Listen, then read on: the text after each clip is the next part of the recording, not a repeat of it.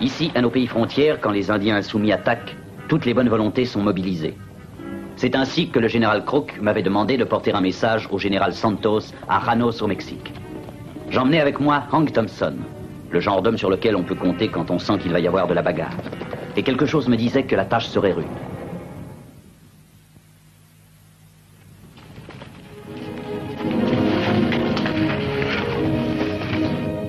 Attends-moi ici.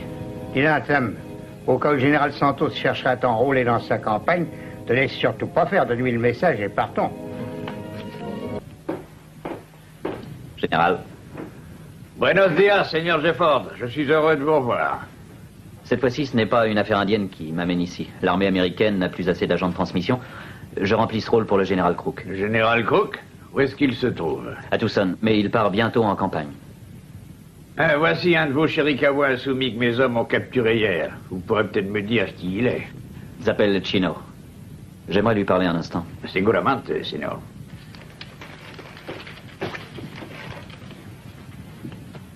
Quitter la réserve et suivre Geronimo est une mauvaise opération, Chino. Maintenant, tous les wickiups de Cochise te seront interdits. Rester dans la réserve, c'est agir comme une femme. Pendant bien des années, Cochise a montré à la nation Apache qu'il était le plus grand de ses guerriers. Il a choisi maintenant, dans sa sagesse, de suivre les chemins de la paix. Cochise a cessé d'être un sage. Geronimo, désormais, est notre chef. Bientôt, lui et ses hommes seront pris comme dans un étau entre les soldats mexicains et ceux des États-Unis. Cette opération n'est plus possible, Seigneur. Je vais vous dire pourquoi.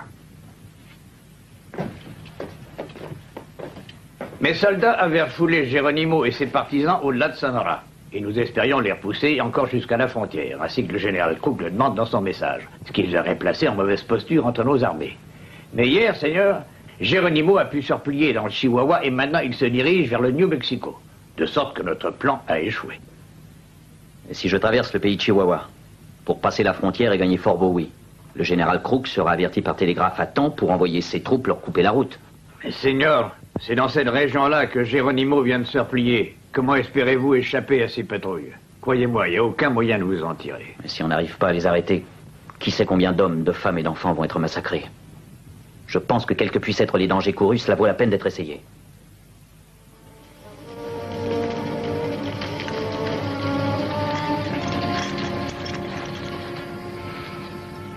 Tu vois quelque chose, Hank? Rien ne bouge. Aucune fumée, aucun signal d'aucune sorte. Peut-être bien que Geronimo se décide à rester tranquille pour un bout de temps. Ouais, il sait que les Mexicains ont des troupes lancées sur ses traces. Il est obligé d'avancer. Et nous aussi, à cause de ton idée de génie d'être volontaire pour cette stupide mission. Tu veux qu'on se fasse tuer tous les deux, voilà ce que tu veux.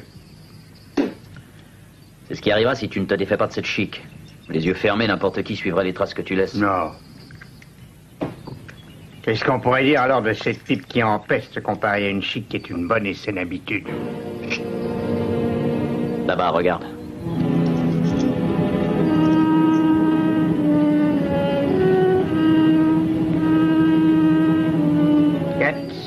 Comme ça semble être une patrouille de reconnaissance. On voit pas d'autres. Probablement que Geronimo n'est pas loin. Par le nord-est, on arrivera à les devancer. Allons-y. Host! Tu les as mis où? Dans le ravin, d'ici, on peut les surveiller. Jamais j'ai été d'accord pour attacher les chevaux à côté du campement. C'est comme ça qu'on se fait repérer par les Apaches qui vous tombent dessus sans crier gare. Le temps que j'allume, tiens-moi la couverture, Hank. Tu me laisses chiquer. Les Apaches sauront que nous avons campé ici, de toute manière.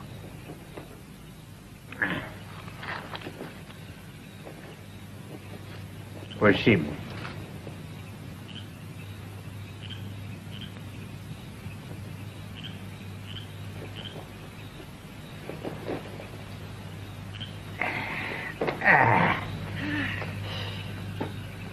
C'est bien sûr que ces étoiles seraient plus jolies si on était resté campé à Sonora.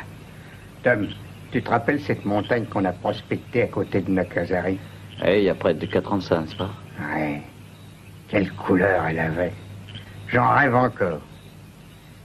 Faudrait qu'on revienne là-bas et qu'on prospecte sur la crête un peu plus haut. J'ai dans l'idée qu'on pourrait faire fortune. Hank, que ferais-tu si tu découvrais un filon? Je le traînerais jusqu'à la côte. Ou pousse autre chose que des cactus si on n'est pas écrasé par la chaleur. Je m'achèterais un petit bateau et je laisserais mes doigts glisser au fil de l'eau Pendant le temps qu'il me reste à vivre.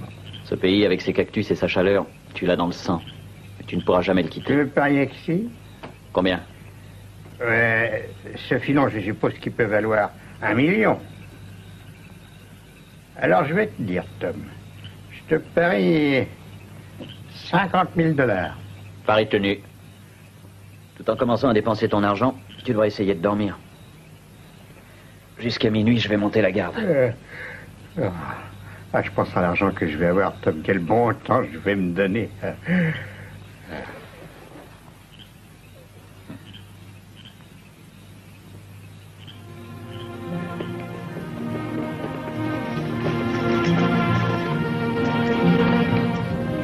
L'endroit est paisible. Trop paisible, à mon avis. On voit le Dos Cabezos à l'ouest à présent. Ben, c'est fait, nous avons traversé la frontière sans encombre. Tom, tu crois dangereux pour un homme de prendre une petite chic de rien du tout? Non? Si tu ne craches pas. Oh. T'as entendu? Entendu, je suis pas sûr. Qu'est-ce que tu crois? On vient de tirer? Oui, c'était par là.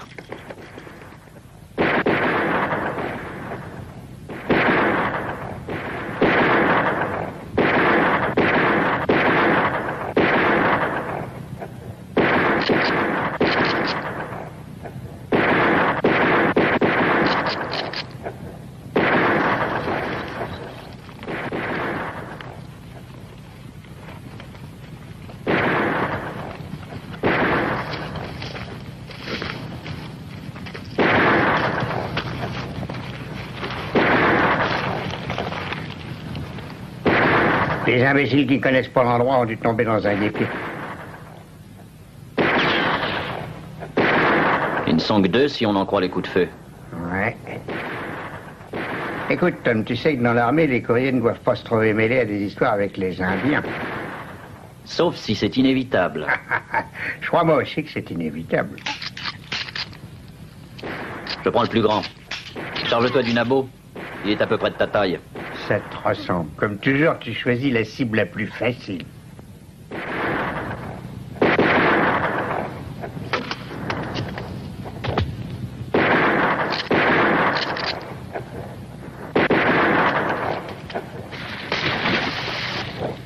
Bien, tu arrêtes de tirer sur mon indien, c'est des balles perdues.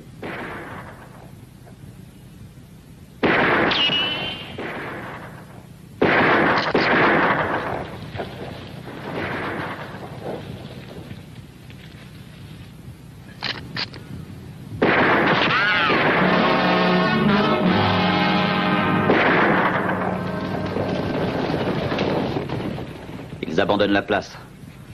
Ouais, l'affaire c'est joué. Hank. Hank. J'ai trop levé la tête, Tom. J'aurais dû savoir pourtant. Hank, allons, vieux brigand. Il n'y a rien à espérer. Tu me houspilleras jusqu'au bout. Gâche pas ton whisky. Et t'as pas de temps à perdre. T'amuses pas à me courir de pierre. Va-t'en tout de suite. Idiot, qu'est-ce que tu t'imagines? Tu vas t'en sortir? Non, je m'en vais. Tom, j'ai perdu le pari. J'aurais jamais eu la chance de laisser mes doigts glisser au fil de l'eau. Hank.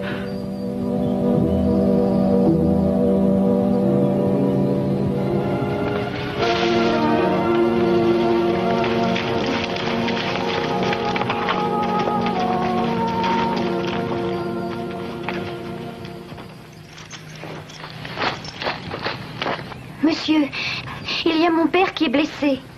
Ne laisse pas approcher les Apaches, mon garçon. Je vais regarder ça.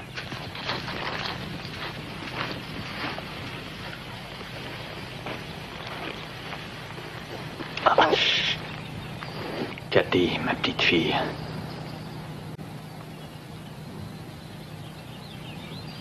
Veillez à ce qu'elle atteigne Tucson saine et sauve. J'y veillerai. Soyez sans inquiétude. L'ordre dans la voiture vous paiera de la peine que vous allez prendre. Il sera bien plus utile à votre fille. Épargnez vos forces.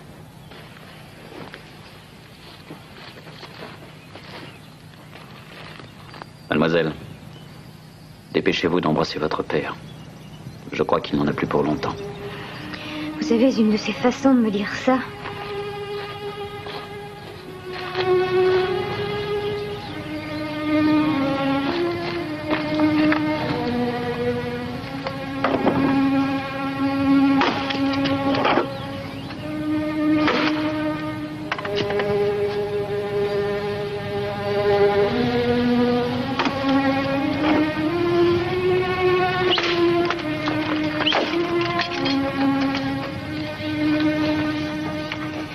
Il faudrait creuser une tombe, monsieur. Non, nous n'avons pas le temps. Les Apaches peuvent revenir avec des renforts et rapidement. Il vaut mieux se dépêcher de s'en aller. Emmenons le corps de votre père avec nous et plus tard on l'enterrera. Mais on ne va pas laisser les autres. Ils ont droit, eux aussi, à une sépulture chrétienne. Oh, fillette, si j'avais le temps, je vous flanquerais une fessée. Sortons l'or de la voiture. Et faisons vite.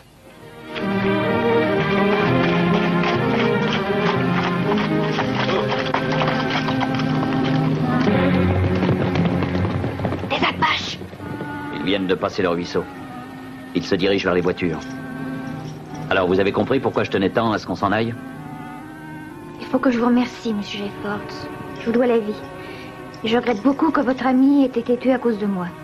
Vous perdez du temps en paroles. Surveillez donc les Apaches. Je ne vous disais ça que pour être poli avec vous. Est-ce que tout le monde est aussi désagréable que vous ne cessez de l'être dans cet horrible pays? Oh, si j'avais le temps, je vous Vous flanquerais. dites, monsieur Jeffords. Allez, partons.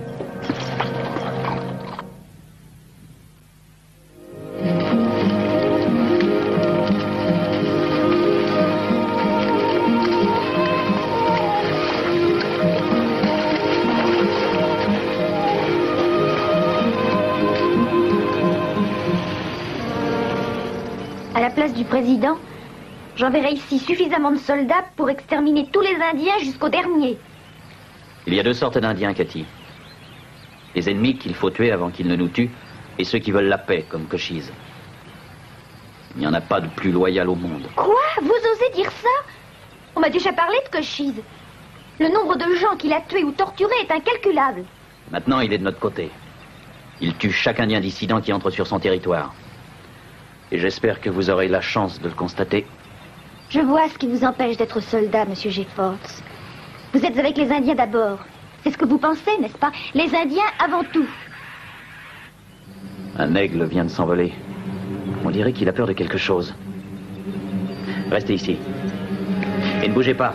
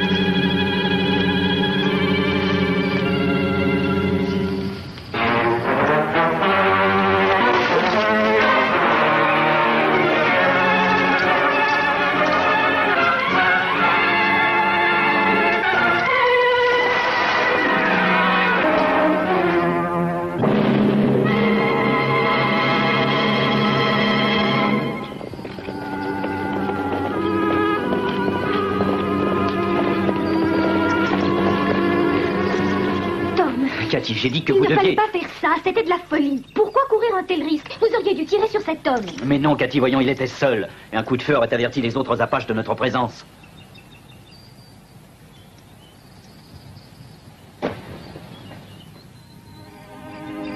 Ne nous laisse pas succomber à la tentation, mais délivre-nous de tout mal.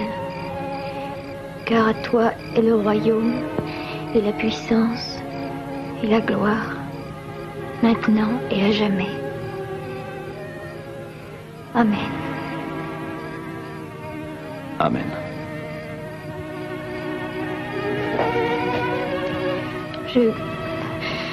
J'aurais voulu savoir les vraies prières pour les morts.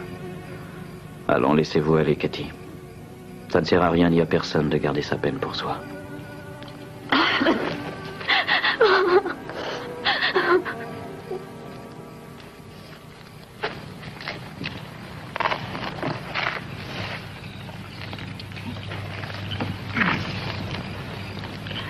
Ce Hank était un ami à vous?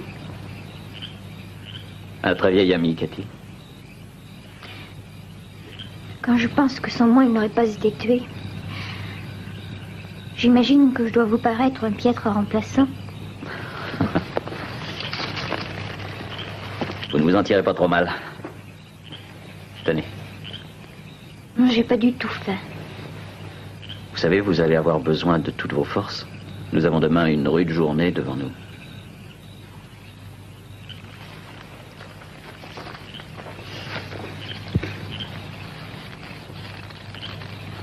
Monsieur Jeffords. Tom. Êtes-vous marié, Tom? Non? Mais est-ce qu'à votre âge, on pose ces questions? Dans moins d'un mois, j'aurai 16 ans. Des tas de filles sont mariées à l'âge que j'ai. Et elles ont déjà des enfants.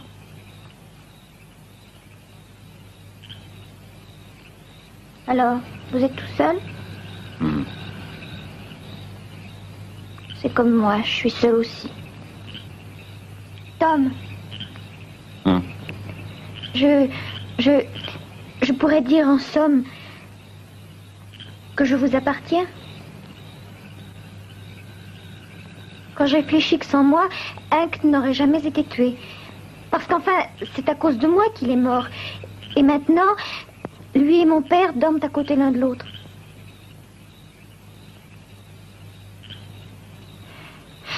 Alors, ce soir, je dois tenir la place de Hank. Le remplacer. Le remplacer.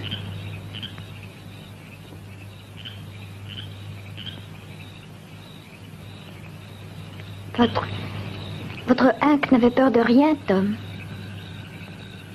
Vous êtes effrayée, Cathy? En ce moment, non, mais je pensais à autre chose. Quand nous aurons atteint Tucson, vous vous débarrasserez de moi sûrement. Et je serai vraiment toute seule cette fois. Je veillerai sur vous, ayez confiance. Maintenant, il faut dormir.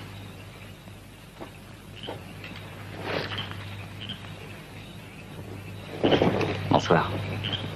Oh, attendez. Installez-vous bien.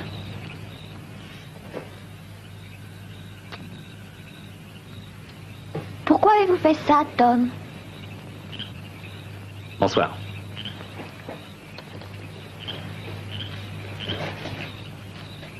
Que vous le vouliez ou non, à partir d'aujourd'hui, et sérieusement, je vous appartiens. Je vous conseille de dormir.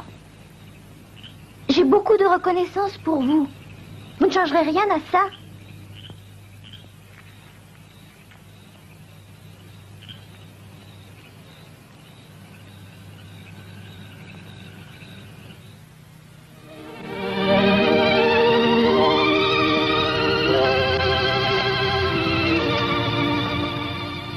Tom, c'est mon tour de garde maintenant? Non, il faut se mettre en route. Je croyais que vous aviez dit que je monterais la garde, comme Hank. Ce soir, c'est moi qui dormirai. Et roulez votre couverture.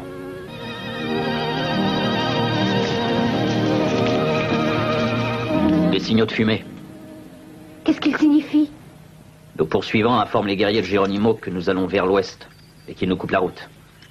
Regardez, ils répondent. Qu'allons-nous faire? D'abord, nous allons nous débarrasser de ces mules pour avancer plus vite. Vous voyez cette montagne juste en face? C'est le Pelancios. Quand nous l'aurons traversée, nous serons chez les Chiricahuas, dans leur réserve, sous la protection de Cochise. Ne les laissez pas me prendre, Tom. Promettez de me tuer avant. Ayez confiance. Si vous vous sentez en danger, penchez-vous sur votre selle, le plus bas possible, afin d'éviter leurs balles.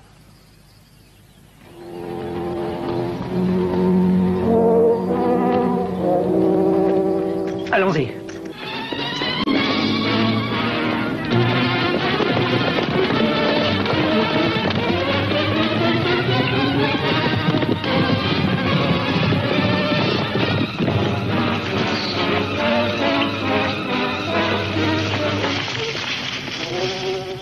Est-ce que vous les voyez venir? Ils descendent le flanc de la montagne. Il faut atteindre le passage des premiers. Tom, mon cheval est à bout de souffle. Je crois qu'il ne tiendra pas jusque-là. Et il faut se reposer dès qu'on aura atteint le bout du passage. Pressons-nous.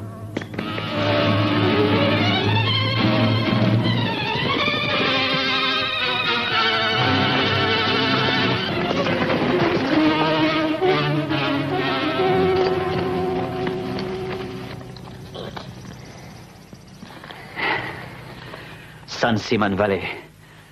Une des réserves de Chiricahua. Est-ce que nous sommes vraiment sauvés cette fois? Oui, pas loin. Pourquoi regardez-vous encore en arrière? On n'est jamais sûr de rien avec les Apaches. Tom, quand est-ce que nous arrivons à Tucson? Dans moins de 2 jours. Il faut que j'aille à Fort Bowie. Vous le devez. Expliquez-moi pourquoi. J'ai un message pour le général Crook. Tom, êtes-vous un soldat? Mais quand vous arrêterez-vous de poser tant de questions? Si je pose des questions, ça n'a rien d'étrange. Je suis une femme, vous l'ignorez?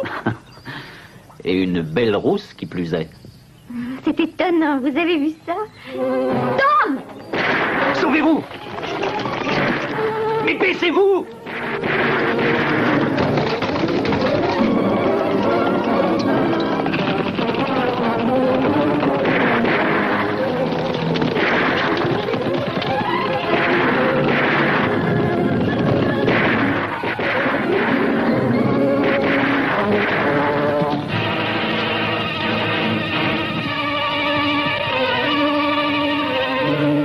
Cochise, c'est que nous sommes ici.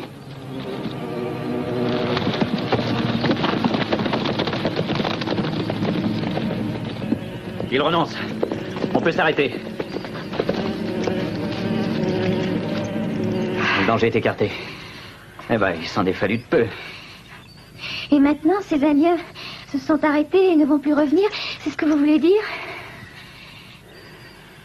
Mais alors, où est votre ami Cochise? Est-ce qu'il est là? Je ne le vois pas. Il est peut-être à plus d'une centaine de kilomètres d'ici. Mais nous sommes sur les réserves des Chiricahuas. Et ils savent que si Cochise les y surprend, il les attachera à des poteaux et il leur brûlera la plante des pieds.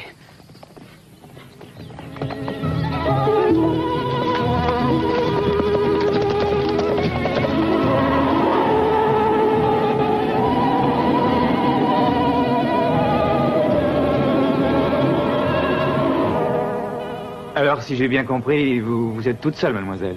Oui, mais j'espère me faire des amis quand je serai à Tucson. Moi, mademoiselle, vous savez, de temps en temps, je vais jusqu'à Tucson. Vous accepteriez que je vous rende visite quand j'y suis? Je regrette beaucoup, seulement... Je tiens à vous dire que je ne suis pas libre. Monsieur Jefford. Vous avez pu joindre le général Crook, Tom? Le colonel Bernard l'a alerté, il est à Fort Apache. Il enverra assez de soldats pour que Geronimo ait la réception due à son mérite. Je vais vous laisser ici avec Madame Bernard. Me laisser ici? Mais j'ai votre promesse que vous me conduirez à Tucson. Mais ce sera pour une autre fois. Maintenant, je pars avec le colonel Bernard en reconnaissance. Bonne chance, monsieur Jefford. Et félicitations. Des félicitations? Et pourquoi, caporal? Elle est véritablement très jolie. Fillette, en m'arrangeant, je pourrais trouver assez de temps pour vous flanquer la bonne fessée que vous méritez. Allez, venez.